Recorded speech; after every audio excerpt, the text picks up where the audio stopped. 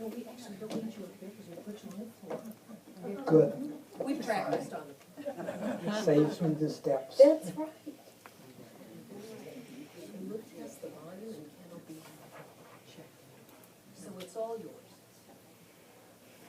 Good evening, and welcome to our guests and to my fellow Gatesworthians who should feel comfortable in my presentation, which is titled, Welcome to the Golden Years. The subtitle is From Verse to Hearse.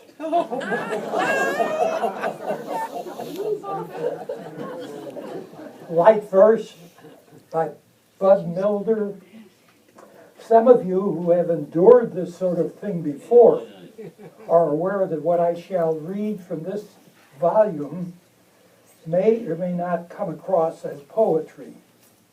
Possibly the most charitable description would be versification.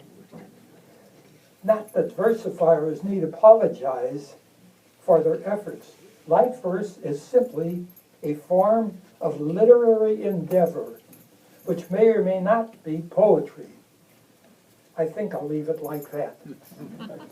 But it is a truism that none of us will get out of this alive. That said, there's no reason we cannot enjoy the trip, reflecting on the past, planning for the future, and most importantly, enjoying the present. It is the aim of this book to assist you in accomplishing these ends.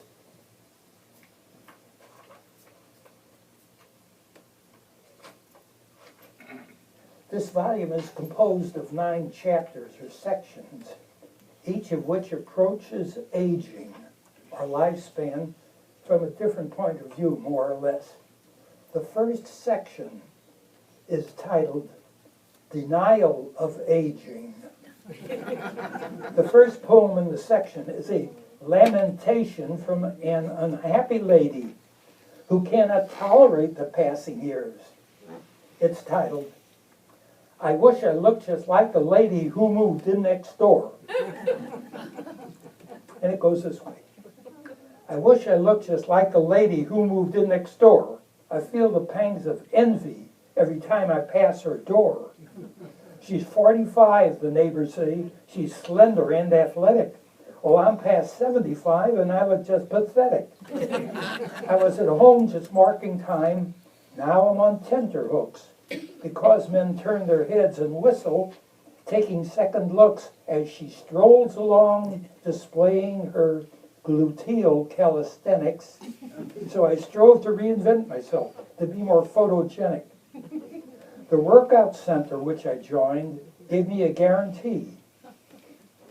First I started lifting weights, then some lummox lifted me. The technique was designed to melt accumulated flab. In a short time I made progress from just miserable to drab. I had yet to show my attributes in shorts or bikini. But with the help, just possibly, of some sort of a genie, I continued with my exercises. I am not a quitter. Lo and behold, in time that I was really fitter. One day, as I passed some men, they all stopped and stared. I had visions of a new life, and I was well prepared. My hard work had succeeded. It was good to be alive. Then I heard one say, she's looking good for a gal of 65. This next poem made a deep impression on me some 70 years ago when I was in my medical residency at the University of Chicago. Old Chicagoans in the audience will recall a sculpture near the University of Chicago campus by Laredo Taft. It was sitting right at a lake, and that sculpture was titled Time, as is my poem, Time. Time goes, you say, I know. Alas, time stays, we go. That's the inscription by Hudson Dobson on a 1922 Laredo Taft sculpture in Washington Park. And here it is. In endless hue, the silent figures blend, mirrored in a placid pool below, as if those granite forms could comprehend the poet's message left long years ago. We dare not look upon what lies ahead, or grapple with events both vague and vast, preferring to avert our eyes instead, and longingly look back into the past. In memory's soft focus, each essays to recreate the magic of his youth, to make the present mirror yesterday's, and its reflections somehow mask the truth. One seeks to find the past in some strange bed. A second looks into an upturned glass, while others who to Mammon's arms have fled would purchase time with fortunes they amass. But were our dreams no more than self-hypnotic? The goals that we pursued year after year become a quest increasingly quixotic, and like mirages fade as we draw near. Relive the past? Ah no, alas, just dreams remain. We go.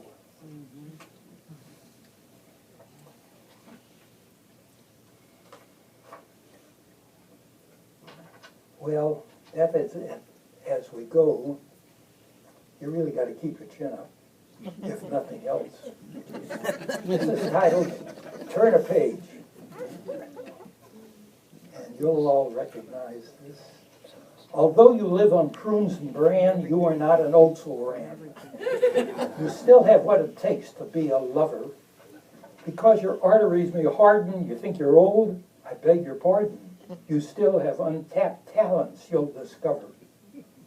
If you think there's something missing and all is left is reminiscing, and you think of a romance, you simply dread it.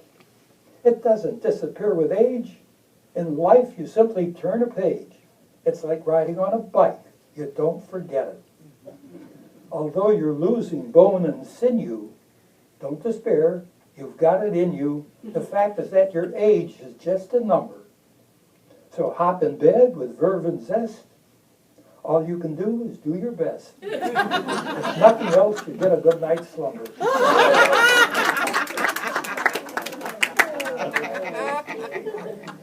The second section of this book is titled Retrograde Amnesia, Loss of Memory.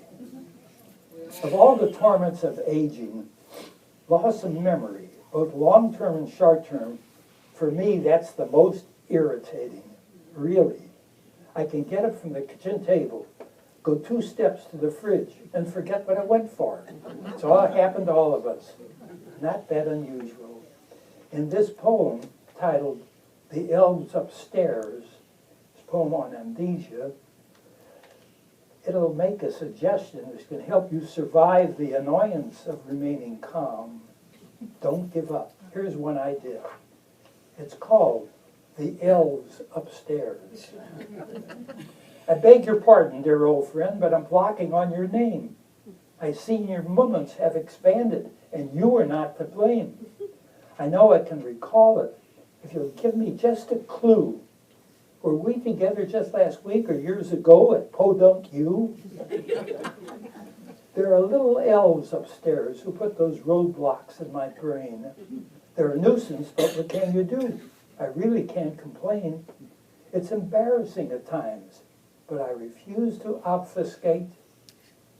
You see, my memory is faulty, but my forgettery is great. I'm certain I'd recall your name if only I could find those pesky elves who take delight in clouding up my mind. Brain surgery should be able to just liquidate the lot. I tell them where they're hiding, but you guess it, I forgot. C'est la vie.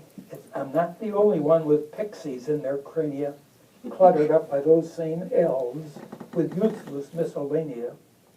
Since those elves remain in hiding, here is how I compensate.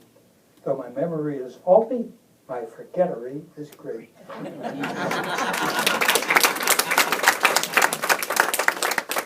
And I'm sure all of you will recognize this. It's titled Search Party. Where do my things all disappear? I know I set them down right here. Every day the same refrain, my shirts are scattered, so's my brain. I've lost somehow an hour's sleep, my clothes are lying in a heap. Haven't got the slightest clue what I did with my left shoe. And I don't think I'll find my socks until the autumn equinox.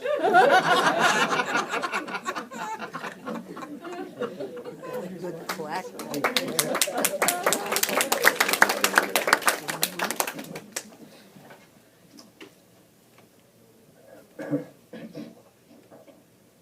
This poem speaks for itself. It's titled Panic.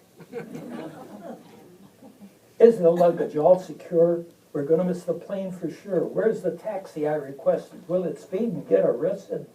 Into shreds, my psyche's torn yet. Will my luggage get airborne yet? Will it reach my destination without further aggravation? Down the concourse I am bounding. My shirt is soaked, my head is pounding. 100 yards for can I take it? I don't know if I'm going to make it. Attendant, I yelled in frustration, please don't close the check-in station. Here's my ticket, sir. Please take it. It's quite important that I make it. First he smiled, now he's frowning. Come on, attendant, cut the clowning. My ticket's lying there before you. Please get going, I implore you. What's wrong, attendant? Why the sorrow? Your flight leaves at this time tomorrow.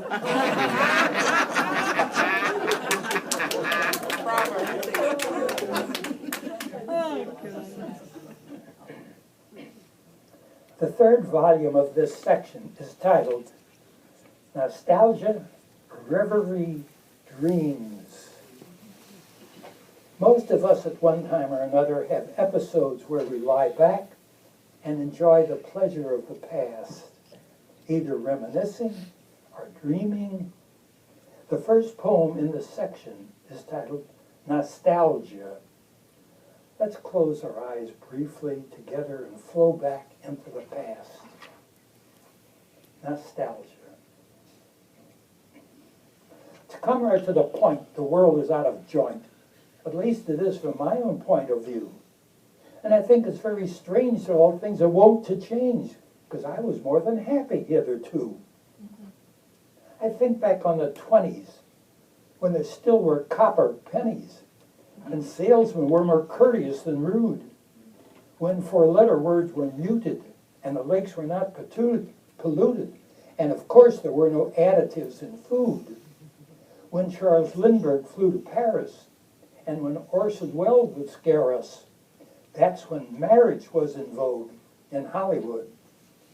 If I could marshal all my cunning while my fantasies are running, I'd relive the carefree days of my childhood. So, turn the clock back on its axis before the era of high taxes, before the OPEC states held all the trumps, and take pity on this dreamer. Give me back my Stanley steamers so I can cruise in silence past the petrol pumps.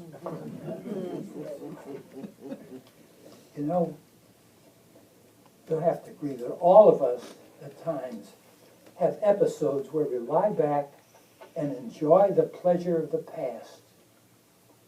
Some of you, people in the audience who were Chicagoans at one time, they will remember the famous Kung's Home restaurant in Chicago, where the food was not the drawing card. That was grand opera, performed on a stage under the baton of Toschi, not Toscanini, Toschi. Let me tell you about the Kung's Home in Chicago, those of you who never visited.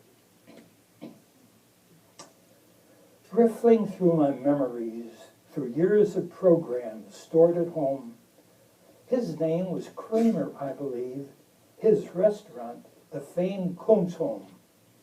There, his lifelong love affair was on display 6 nights a week, the only opera of its kind, where the artist sang but could not speak, where puppets seemed to come alive, led by a hidden crew of hands concealed beneath the opera stage, responding to each cue's command. I remember how the house lights dimmed, then after an expectant pause, a spot shone down and Toski bowed, acknowledging the warm applause. His right hand posed in graceful arc, his left extended toward the strings. His puppets came to life in groups in a sequence of awakenings. Some weeks ago now, at Powell Hall, as David Robertson, the conductor, faced the crowd, I had a sudden deja vu. He looked like Toski as he bowed. I watched him. I was somewhere else. With that baton in motion up and down, my thoughts sped back some 30 years to the maestro in that other town. And now there seems, in retrospect, to be some lingering confusion. I'm no longer sure of who is real and which maestro is the illusion.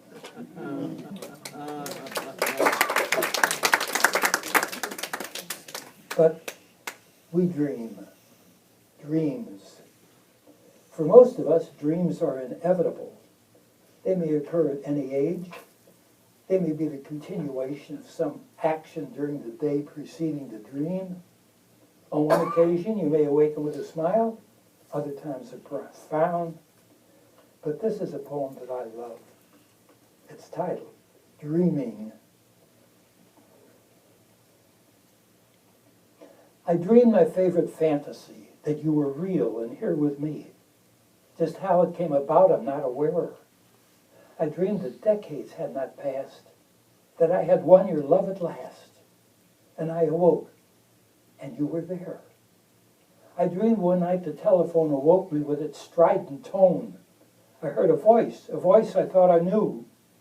That voice in my dream seemed to be someone I once held close to me.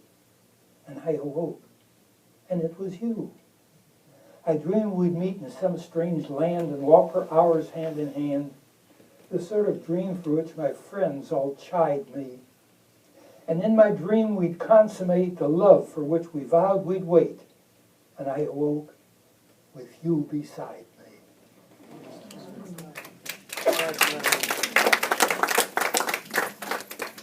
This book has 9 sections that are few used this evening. But the 4th section of the book deals with health and the senior citizen. It's titled Health, the Senior Citizen, and the Healer. When it talks about senior citizens, male or female, female. The latter known for some reason as the weaker sex. In my home, we do not have a weaker sex. This is titled The Weaker Sex. And my fair lady, the composer, handed listeners this poser. Why can't a woman, it began, a woman be more like a man? There are answers to that query. Some are fact and others theory. They have no beards, not even stubble, and none of them has prostate trouble.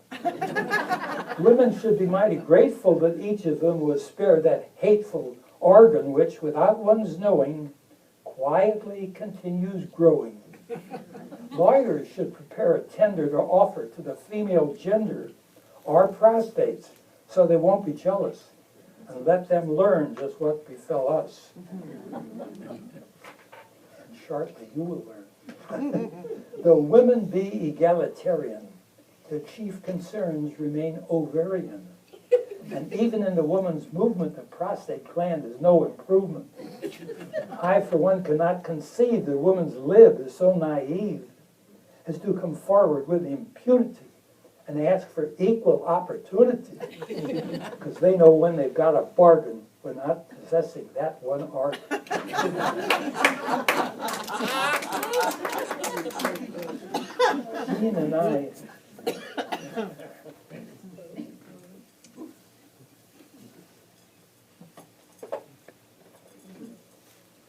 Jean and I have had the good fortune to do a good bit of traveling. And one of our favorite destinations is Mexico. And whenever I think of health, I think back on our many trips to Mexico. Let me tell you about it. Down Mexico way. It is very necessary that you be extremely wary of the products of the dairy in this land of dysentery. Should you go south of the border, it would seem to be in order to state that you hadn't ought to brush your teeth with running water. Though friendly Mexicans invite us to try food which quite delight us, those foods turn on us and bite us, result gastroenteritis. Should you try the salad greens, you know exactly what that means. Before the doctor intervenes, you spend the day in the latrines.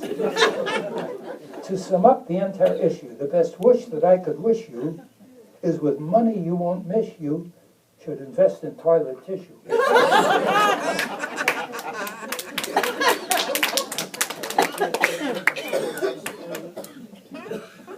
Well, as I hinted, Jean and I have done quite a bit of traveling over the years, and she is always taking care to have her usual annual physical exam before we go on a big trip. Let me tell you about Jean's annual physical. Doctors love this. Right date, long wait, nurse date, doc late, 8 wait. Hour passed, at last, doc dashed, in fast. Nurse go to and fro, status quo, 1 hour mo. Don gown, lie down, undressed, distressed, doc guessed, make chest, tongue pressed, thump chest, get dressed. Doc say, okay, not ill, instill goodwill, until Big Bill.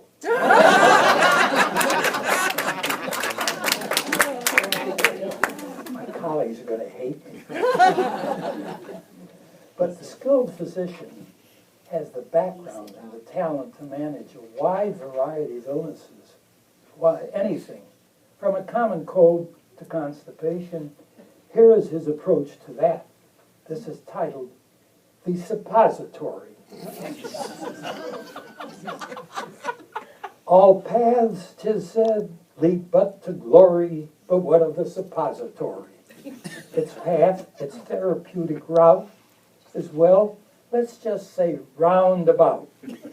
It's true that some folk cannot bear pills taken via derriere, and for those same folks it would follow that they should close their eyes and swallow.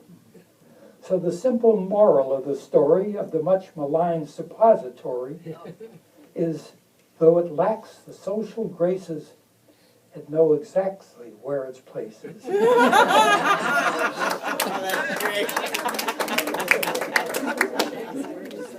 Oh, he knows exactly where his place is. You know, among the various specialties in the medical profession, one of the least written about, talked about, thought about, let me read it to you, because it involves me, because it's titled, I Wish I Were an Analyst.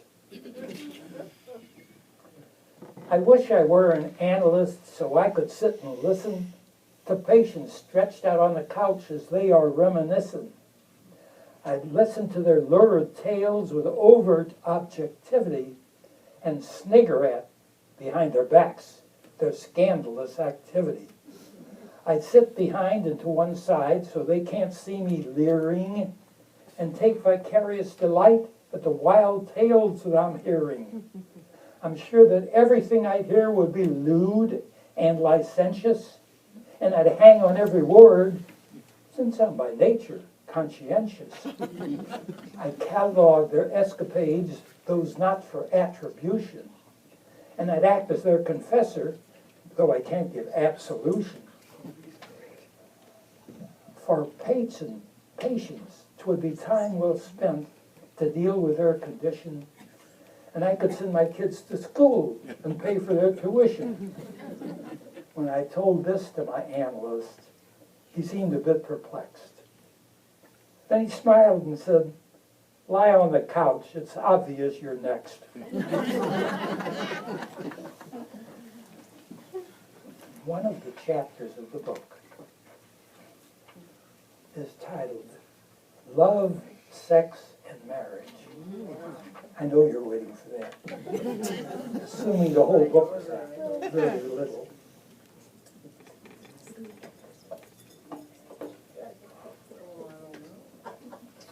This comes from Great Britain. It's called Londonderry Air. The Brits said she's so musical you can see it in her face, but I'm certain that her face would stop a clock. Her smile revealed no Gershwin. Of Puccini there's no trace, and she didn't make me think of Strauss or Bach. No music, yet I turned my head, afraid that I had missed it, and still no trace of Debussy's La Mer. But then I saw her from the rear, and as the Brits insisted, there was music in her London derriere.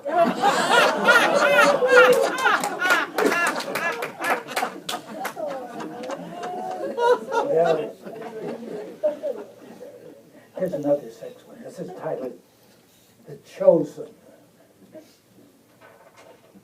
About men, said my widowed Aunt Rose, there are more of us than there are those. It's true that I'm aging, but my hormones are raging. Where are the mature Romeos? Aunt Rose, you are still in the hunt for exactly the one that you want. So don't go ballistic, just be realistic and grab the first one you confront. Though at first glance, he's well past his peak. In fact, he is clearly antique. But he's footloose so far and can still drive a car. That's the secret of that one.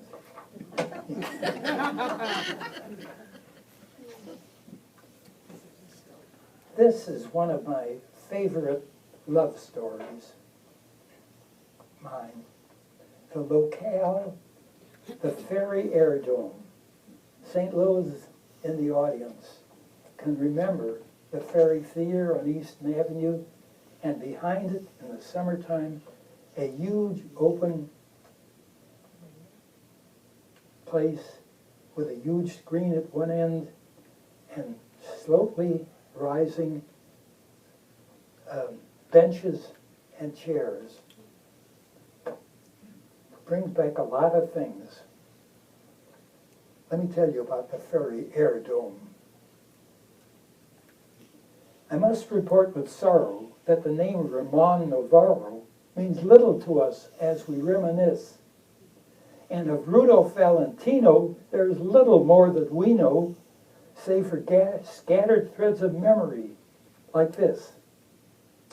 Just imagine, as I'm doing, that the course I was pursuing was the quantum leap into my high school years. A great leap which brought, in fairness, simultaneous awareness of the fair sex population as my peers. Let me now return and borrow Valentino and Navarro, because they are essential to my story. It was the era of the silence, with no gangsters, drugs, or violence, and the hero won the maiden, a priori. In that Ferry Air Dome venue, just when dime to enter, venue sat on benches on a starry night contented. Holding hands, it was permitted. It seems everyone there did it, long before the drive-in movies were invented. I would savor every minute. There I was the hero in it. I was Rudolph Valentino in those clinches. Given my naive mentality, that screen became reality. It seemed all I had to do was find my princess. She had been there in my presence all throughout my adolescence, till I realized I had scarcely been aware that my chosen one was beauteous, talented, and studious. Presto, my Ferry Air Dome queen was there. She was a gift from heaven, but in retrospect, my eyes were shut. Nonetheless, my great romance went on apace. Alas, one detail I forgot I was smitten, she was not. With the real world, I had just come face to face. Therefore, from the facts as stated, I should be congratulated for abandoning my old quixotic quests and enabling me to start with the one who has my heart, no longer by my childhood dreams obsessed. And if my queen of yesteryear should, though unlikely, reappear, I would thank her as profusely as I can, for her lesson, though unknowing, was instrumental in my growing and sparing me the analyst's divan.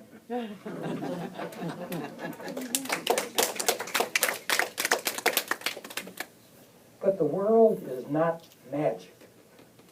It can be summarized like this. The title is A Threadbare Philosophy. Life is like a piece of string, a little thing a piece of string. And like that string, all lives extend from a beginning to an end. The string a simple message sends. Grasp it by one of its ends, and with your free hand test its strength by sliding o'er its entire length. With that same hand, try as you may, you can't go back the other way. The past is past recapturing. Life is like a piece of string.